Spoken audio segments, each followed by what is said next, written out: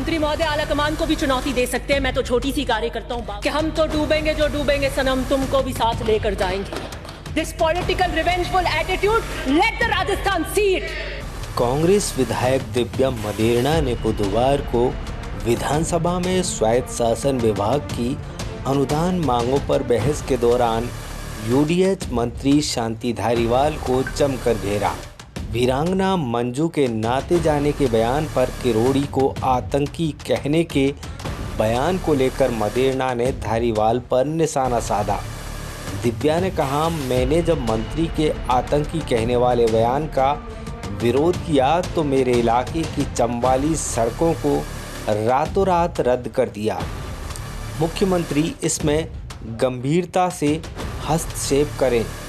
मंत्री जी आजकल जिद पर आ जाते हैं और उनकी जिद सबसे बड़ी होती है। अगर मेरी रद्द सड़कें मंजूर नहीं हुई तो मैं वीरांगनाओं की तरह मुंह में घास लेकर ओसियां की जनता के साथ धरने पर बैठ जाऊंगी। आप में हिम्मत है तो रात को 3 बजे उठा देना। मुख्यमंत्री से अर्ज करूंगी कि यकायक जो 44 रोडों को रोक दिया गया है उसमें आप सीरियसली इंटरवीन करिए। और मंत्री जी क्योंकि आजकल जिद पे आ जाते हैं और उनकी जिद सबसे बड़ी होती है, उसके आगे सब नतमस्तक हो जाते हैं। वो अगर जिद पे अड़ गए और ये रहा कि हम ये 44 सड़कें ओसिया में नहीं देंगे तो मैं इन्हीं वीरांगनाओं की तरह मुंह में घास लेकर ओसिया की जनता के लिए धरने में बैठूंगी। आप में दम है तो 3 बजे उठा लेना मेरे को। दिव्या ने आगे कहा कि आपके पास 6 महीने का समय है।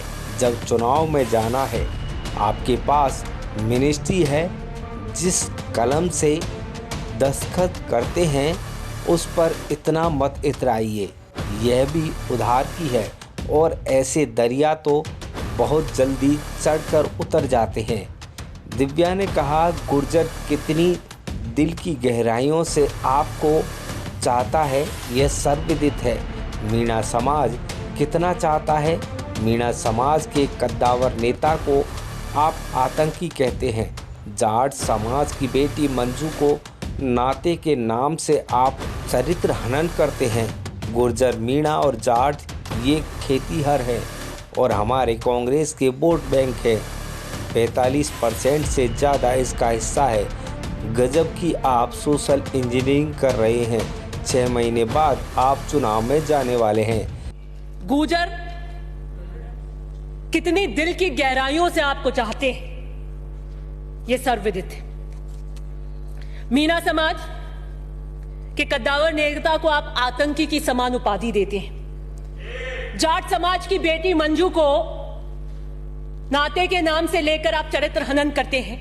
ये तीनों गुर्जर, मीणा और जाट खेतीहार हैं और कांग्रेस के मूल वोट बैंक हैं। 45% से ज्यादा राजस्थान में इसका हिस्सा है।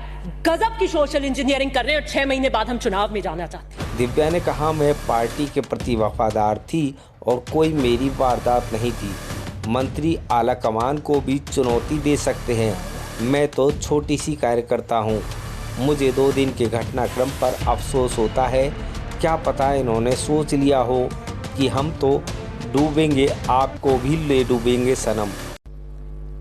मंत्री महोदय आलाकमान को भी चुनौती दे सकते हैं। मैं तो छोटी सी कार्यकर्ता हूं, बावफा फरमाबरदार हूं अपने दल के प्रति।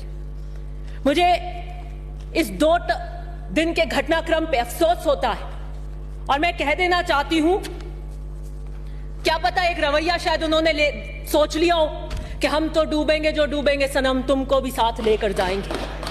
तो मैं नहीं डूबूंगी। मैं तो पहले भी नहीं आई थी। राठौर साहब ने बिल्कुल कर दिया। मैं तो रंधावा जी को धन्यवाद देना चाहती हूँ जो रिट्रैक्ट कराए के सारे इस्तीफे, नहीं तो आज मंजर कहीं कुछ और होता। मैं तो उस वक्त वीरांगनाओं के मुद्दे पर सरकार का बयान सही था और मैं मुख्यमंत्री की इस बात का समर्थन करती हूँ कि परिवार के बाहर नौकरी नहीं दी जानी चाहिए। अगर परिवार के बाहर नौकरी दी तो वीरांगना को ब्लैकमेल किया जाएगा। सरकार के उस बयान से मैं सहमत हूँ, लेकिन आपने कैसे पेश किया? आप एक समाज के नेता को आतंकी के समान कैसे कह देंगे? उसकी प्रतिक्रिया क्या हुई?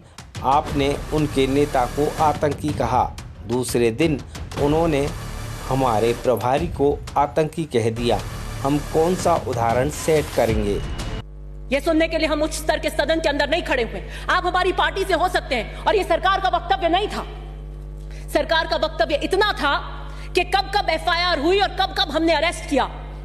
और मैं इस बात का, मुख्यमंत्री जी के इस बात का समर्थन करती हूं कि हमें परिवार के बाहर नौकरी नहीं देनी चाहिए। उसका कारण है कि अगर हमने परिवार के बाहर नौकरी दी तो जो हमारा पीछे रूरल बैकग्राउंड है उसके अंदर हो सकता है कि पीआर में ब्लैकमेल कर ले के जाइए तुम नौकरी लेके